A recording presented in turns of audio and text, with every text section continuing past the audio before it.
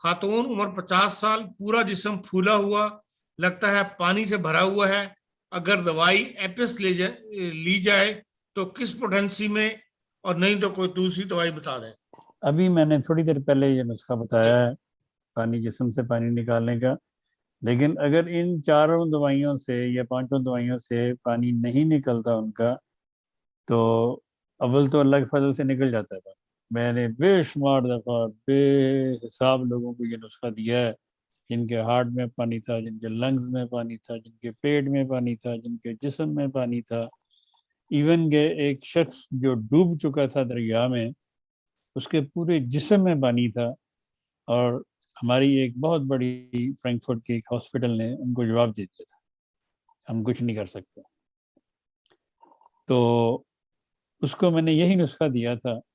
उसके घर वालों ने उसको जाके उसके पास मुंह में डाल देते थे, वो बेहोश पड़ा हुआ था, उसे पता ही नहीं था कि वो जिंदा है या मुर्दा, इतना पानी था उसके जिस्म। लेकिन खुदा ताला ने ऐसा फजल किया कि उसके घर वालों ने दुआएं भी की जाहिर है, और दवाई भी खिलाई।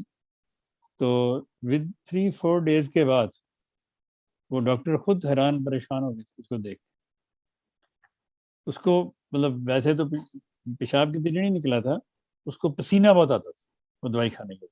इतना उसको पसीना आना, वो कहते थे बिस्तर गीला हो जाता था। 3 दिन लगे, अल्लाह ताला ने फजल कर दिया, जिंदा है माशाल्लाह, अल्लाह ताला से जिंदगी दे।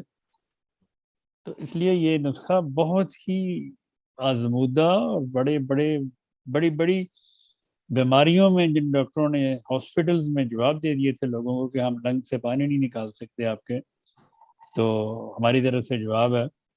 तो ये एपिस 30, एपोसाइनम 30, डिजिटलिस 30, बेरबेरिस 30, इन दवाओं ने मिल के अल्लाह ताला के फजल से बेशुमार ऐसे लोगों की जिंदगियां बचाई। इसलिए आप इस्तेमाल करें। लेकिन कईयों को पानी पीने का बहुत, इतने मोटे भी होते हैं जिस समय पानी भी होता है, फिर उनको पानी पीने का बहुत शौक होता है, वो 3-3 लीटर पानी भी पी जाते हैं। अगर इस तरह पानी पीने से जिस समय पानी जमा, तो फिर आर्सेनिक एल्बम CM में एक खुराक सिर्फ। अब अगले प्रोग्राम में ये पूछना ना शुरू कर दें या मैसेज करके कि दिन में कितनी खुराकें खानी है। एक डोज, जस्ट सिंगल डोज आप लें तो इंशाल्लाह ताला छप्पड़ लग जाएंगे।